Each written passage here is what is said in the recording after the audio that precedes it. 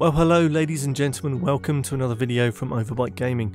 I am the majestic Snare and these are my gorgeous, dulcet, disembodied tones. Welcome, grab a seat, grab a drink, and we're going to get talking about Anthem of all fucking things, because my finger's on the pulse, motherfucker. So let's just jump right in, as Phil D would say back in the day. Anyway, Anthem. Now, last weekend there was a demo period that was launched for people that have pre-ordered the game, have Origin access membership in subscription setup, who can jump on, play the game all weekend, and get a taste for what's coming on the 22nd of February. I think it's around then. And I thought, great, yeah, it's a good idea. I only noticed this quite late, and when I jumped on, I think it was like sometimes late Saturday or Sunday, I still wasn't able to get on and actually experience any part of the game. It froze up every time I landed in the kind of main hub social area, got into my Javelin, and it loaded up the mission and then just died on me. Froze up, didn't finish loading, that was it, end of. So I haven't had a chance to experience the game yet personally.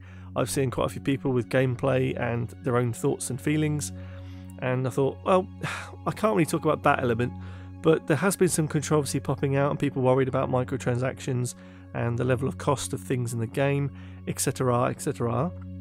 And I was wondering, what could I bring to you guys in terms of a video that hasn't already been said? And I thought, well, let's look at where it sits, what it's going to be, and basically get to the bottom of what we can expect from a game like this on day one, for you lovely people who might be considering either pre-ordering it or just getting involved in the game in some time. Now, we will probably do some sort of review on this game, might include Lee for a bit of balance of reason, and he'll like me for saying that, but only because these kind of games are my bag. I like this stuff. I've played Destiny 1 and 2, I've played The Division, I've played Warframe to nearly 1,000 hours for my sins, and so I know about these games and I know the experience that I enjoy from them, so it will definitely come from my head. But I just, I wanted to sit down and have a look at what this game is going to be. So the controversy that came out recently about the $20 skin, okay, some people grabbed a graphic and worked out if there was an exchange rate of 1 cent to 1 shard, I think it was, and how much that would build up and how much you'd have to use and collect to actually cash in a skin, a cosmetic skin or effect on your Javelin, your suit, your main character class, okay? And they worked out it would be at the lowest level, if it was 1 cent per shard, then this would be $20. So 15 quid, $20, whatever it is. That's a ridiculous amount of money for what is in effect just a cosmetic. Now, one thing to remember, and it's been pointed out in a few videos I have seen, that if this game was in development for so long, and they are charging the standard like $60 price point, that they would be working out the financials of claiming that money back, or any additional money they want to make from those transactions. So EA is a company that doesn't exactly do things from the goodness of their own heart. They're all about the profit, and this game is going to be no different. This game is going to have microtransactions in it, and they had plenty of time. They would have worked this out fucking months ago, or even years ago, about what kind of level they're going to monetize in the game. Now, Activision did a thing recently with Black Ops 4.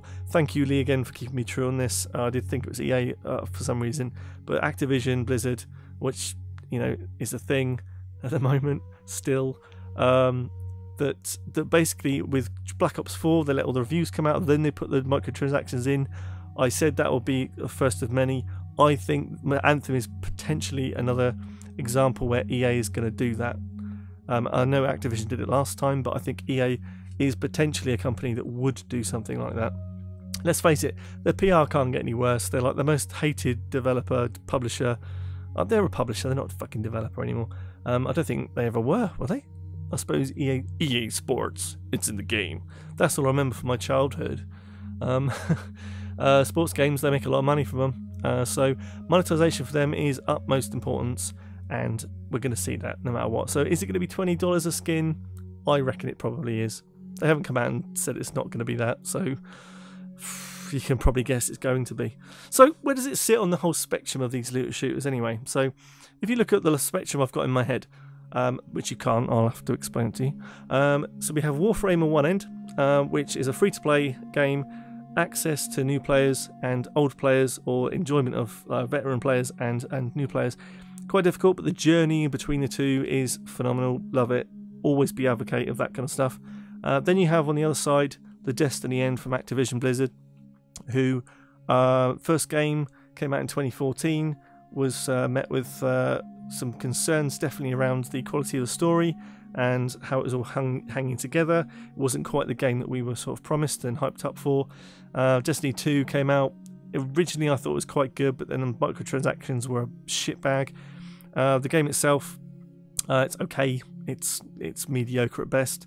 I think a lot of people who are into Destiny now think that Destiny 2 is in a better place, how it should be from sort of launch. Then we have The Division, which is a game that I only played a bit of when we did the review in comparison to the length of time some people play on these games, but I definitely didn't go back to it a lot when they had updated it and put some effort into making it better. We saw those kind of games with like Rainbow Six Siege, where they have upped the game since launch. Even No Man's Sky is in a better place these days. Completely unrelated, but you see what happens. I haven't gone back and played that, so I can't talk too much about the game, but I would put that somewhere in the middle, Division. And I think Anthem is in the same sort of space.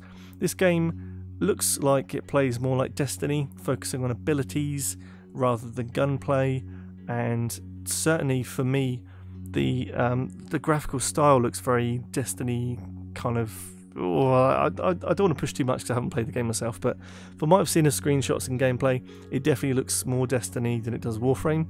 But then again, the traversal using the kind of rocket system and flying system in Anthem, very much probably taking a bit of a nod to Warframe's bullet jumping, dynamic traversal of environments. So it could well be the first proper hybrid on this spectrum of these games that we've seen for some time. So day one, it sounds like we're getting a limited amount of sort of end game content. Seems to be the favourite phrase at the moment is anemic, meaning that there's not a lot, and I think one of the things you could do in the demo is going to be one of the things you can do in the real game. Now, one thing to remember, we are at a place where this is so close to launch that they are not going to be able to fix anything that's a problem, really. Big stuff anyway. So if gameplay sucks or controls suck, that can be fixed in time. But for day one, I think for the most part what you saw in that demo, if you were lucky enough to play it, is what you're going to get in the real game.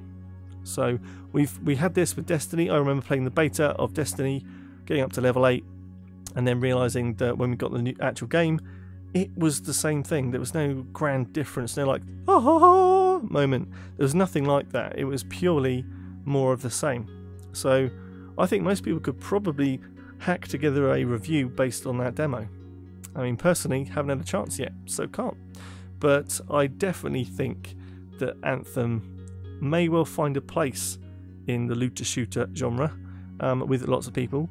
I just really worry about the business model of it and how many people can get rinsed, especially the young kids who are into this kind of stuff. It might be too busy playing Fortnite still, but that's got its own trappings as well. So, what to make of it, mate? Geez, I don't know. I think the more I talk about it, the more takes of this video I actually do. My mind keeps changing around, but I do sit down and think, look, facts are, 1, it's EA. They're gonna monetize the shit out of it, and 2, it's a game where people like this kind of stuff, the actual gameplay. So there will be people that will enjoy the product, and therefore that's probably reason enough to have this game out there.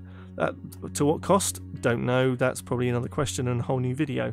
But I definitely think that Anthem has got a place to live, because it's not trying to be any of the existing games. It's trying to do its own thing, and they want their own franchise to it as well. And 3, how long is it going to last? I mean, some of these games have a very limited amount of time before they not quite disappear into obscurity or turn the servers off. But look at games like For Honor. Not necessarily a looter, as it were. It was more of a combat aimed to be an esport type game, which failed. That to me really failed, because at the first point it was a game I was really excited for. and then I think I haven't touched it in about a year, pretty much. And I think a lot of the people have disappeared. You know, there's probably like 4 people that play it now, maybe a few more than that, you know. But I think the appeal of it has disappeared, and it's become a massive divide between probably people that play it all the time and are really good, naturally good at it, and people trying to get into the game again. So will it last long? Don't know. So longevity is probably point number 3 for me. I would love to know what you guys think about this, because we're sat here, well, I'm actually recording this on the 5th of February, and it's going to be just under or just over 2 weeks between now and the actual proper launch day 1 of Anthem. Will the story be any good? I mean, it in places looks really nice in the kind of conversational uncanny valley bits, but the gameplay looks dynamic and explosions and stuff, but there's all of these concerns about the actual frame rates that we're going to be enjoying in the game. So let me know down in the comments what you think is going to happen with this. Is it going to be a game to blow your socks off? Are you getting it day 1? Are you going to be making a stand and maybe leaving it past day 1 and picking up another time? Is it something that you're looking forward to? Are you sick of these games? Let me know downstairs in the comments. I'd love to hear what you guys want to say about this particular game. And I'm going to stop my speculation, because it's always dangerous. I think there'll be more controversy between this video going out and the live kind of day 1 of Anthem. Really, I do. But if you have liked what you've heard here today, then don't forget to drop us a like. Maybe even subscribe and become part of the Overboy family. I'm thumping my chest. And just for you. Yes, and I hope you enjoyed. So we have videos come out every Wednesday and Saturday. So check back then for some awesome content. We'll have some sort of interesting video on Saturday, and they'll be back with me on Wednesday for another lovely, talky kind of session. But guys, thanks for watching. Take care of yourselves, and I'll see you again soon. Okay, love you. Bye-bye.